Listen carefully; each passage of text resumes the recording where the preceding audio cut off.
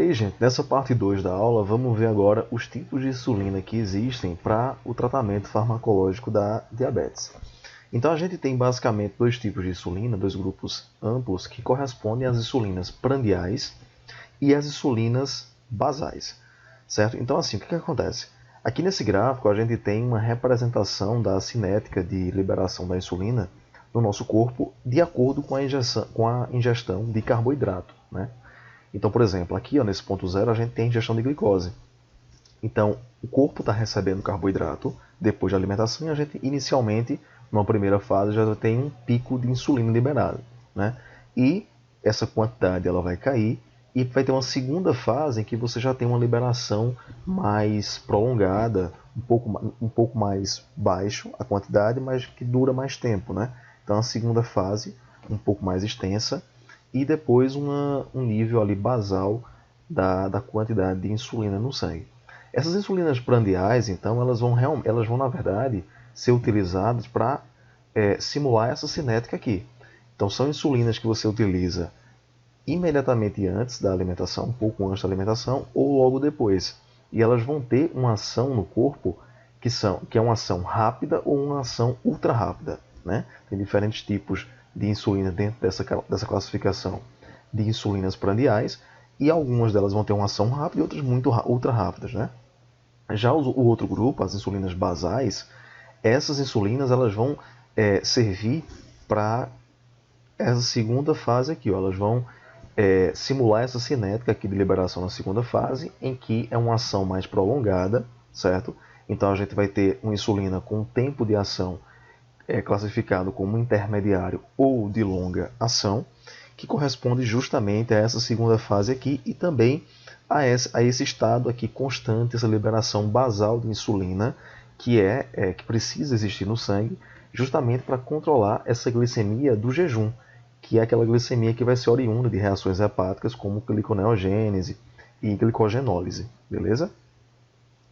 Quando você olha aqui, ó, essas insulinas que são utilizadas e feitas por técnicas de biotecnologia, elas são idênticas à insulina humana, que está aqui nessa região aqui do slide. Essa insulina aqui é uma cadeia A e uma cadeia B. Essa insulina aqui, essa sequência de aminoácidos nessa cadeia aqui, nessa sequência primária, ela é a insulina humana, determinada pelo nosso gene. Essas insulinas aqui do lado esquerdo, elas são as insulinas sintéticas e que são fabricadas com base nesse protótipo aqui, que é a nossa insulina. A diferença é que nessas insulinas aqui se faz algumas modificações nas cadeias para que você tenha justamente esse efeito de uma duração mais longa, uma duração mais lenta. No caso dessa aqui, ó, por exemplo, essa insulina Lispro, que é uma insulina de ação rápida, o que é feito? Existe uma inversão aqui, ó, nesses aminoácidos. Se a gente for dar uma olhadinha aqui no aminoácido 28 e 29, ó, da nossa insulina, olha aqui os aminoácidos, prolina e lisina, e no caso da Lispro, ocorre uma inversão na ordem desses aminoácidos, justamente por isso ela tem esse nome, Lispro. Isso é interessante porque só essa modificação, só essa inversão de aminoácidos já faz com que essa molécula de insulina ela tenha mais dificuldade de formar agregados, de formar dímeros.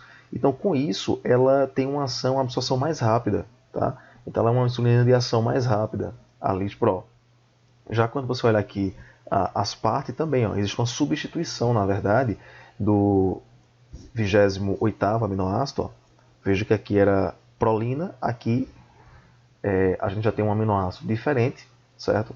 E essa substituição ela também vai gerar uma insulina de absorção mais rápida, porque ela também tem uma menor condição de formar dímeros e agregados, certo? Aqui também, ó, a glulisina, a gente também tem mais uma substituição, também é um tipo de insulina de ação mais rápida, e essas duas últimas aqui, elas já têm uma ação mais lenta. Isso porque, ó, aqui no caso da glargina, ela tem uma adição de aminoácidos, né? Então a cadeia B da glargina, ela fica um pouco mais longa do que a cadeia B da nossa insulina normal, e isso faz com que, por causa dessa cadeia mais longa, ela acaba gerando mais dímeros, mais agregados, e isso diminui a velocidade de absorção dela pelo corpo. Assim como aqui, ó, a Detemir, que também também sofre uma modificação. No caso dela, é adicionado um ácido graxo no final dessa cadeia B, né, que é um ácido carboxílico de cadeia longa, e o fato de você adicionar esse ácido graxo aqui faz com que essa insulina também tenha uma ação mais lenta, porque ela acaba gerando uma afinidade maior com a albumina, que é aquela proteína entre várias funções, né? Mas uma função principal, o transporte. Então, como ela tem uma afinidade maior com a albumina, ela vai sendo liberada, vai sendo solta dessa proteína de maneira mais lenta, então ela também vai ter uma ação mais lenta, tá? Então, o protótipo mesmo é a nossa, né? Utiliza-se os genes humanos com técnicas de biotecnologia para fazer essa síntese, mas aí em laboratório com a mudança, com inversão, com substituição, com adição de alguns aminoácidos e outros compostos orgânicos, você acaba tendo essa modificação na ação dela, se ela vai ser mais rápida, se ela vai ser intermediária ou se ela vai ser de longa ação. Aqui a gente tem uma imagem que mostra também a diferença de ação, né, com base de onde você vai aplicar, né? Então, por exemplo, essa aqui a gente tem uma insulina de ação rápida sendo aplicada já na corrente sanguínea. Veja que o pico dela é bem rápido, ó. Enquanto que essa daqui, que é colocada, a mesmo tipo de insulina, colocada no tecido subcutâneo, ela já demora um pouquinho mais a ter o pico, tá? Justamente porque ela vai ter que ser absorvida ainda até chegar no sangue para gerar esse pico. Já que a gente tem um outro tipo de insulina, ó, colocada no tecido subcutâneo, ela já gera depósitos. Então veja que ela já tem uma ação mais intermediária. Olha aqui o gráfico, ó.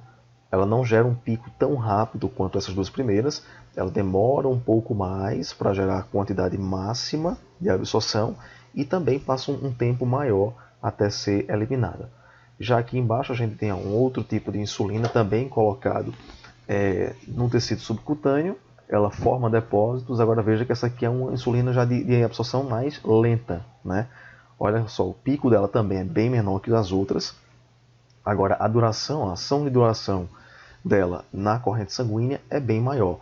Já que na última imagem a gente tem um tipo de aplicação que acontece, que é quando se mistura alguns tipos de insulina. Então, algumas aplicações elas podem conter mais de um daqueles tipos de insulina que eu mostrei, e por causa disso ela vai ter diferentes picos, tá? Que é justamente o que esse último gráfico está mostrando aqui.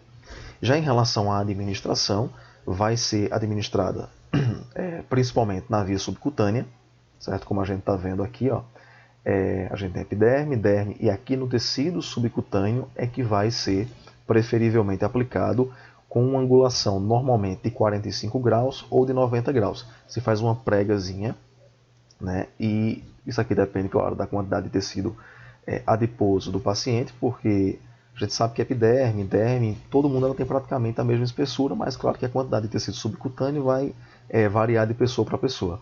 Então pode ser aplicado, e normalmente é aplicado fazendo 45 graus no tecido subcutâneo, ou então fazendo 90 graus dessa maneira aqui, certo? E é importante ter cuidado com essas angulações, com o tipo de agulha, porque, por exemplo, você já não pode aplicar tão profundamente, né? Porque se chegar no músculo, o músculo é um tecido extremamente irrigado, então a absorção dela já seria muito mais rápida, e isso poderia alterar o objetivo, certo? De tempo de duração, de tempo de absorção dessa insulina. Os locais de aplicação, a gente tem diferentes locais do corpo que podem ser aplicados, normalmente são nos braços, nessa região posterior dos braços normalmente, e também na região do abdômen. São as regiões que é mais aplicado a insulina pelo diabético. Mas também pode ser feito nas regiões das nádegas, flancos, nas coxas, tanto na parte da frente como atrás, tá? Mas principalmente nos braços e no abdômen. Agora, uma coisa interessante é que é importante fazer um rodízio desses locais de aplicação para evitar um fenômeno chamado de lipohipertrofia. Porque como a insulina ela vai favorecer, né, a formação de tecido adiposo, porque você está pegando o carboidrato, colocando dentro da célula, e ele vai ser transformado, ele vai ser armazenado, além de glicogênio, mas também vai ser armazenado na forma de lipídio, né? Então a insulina ela tem essa ação de formar gordura. Então, se você ficar aplicando sempre no mesmo local, existe a possibilidade de gerar essa lipohipertrofia, esses caroços, esses agregados de gordura naquela região ali, se não houver esse rodízio.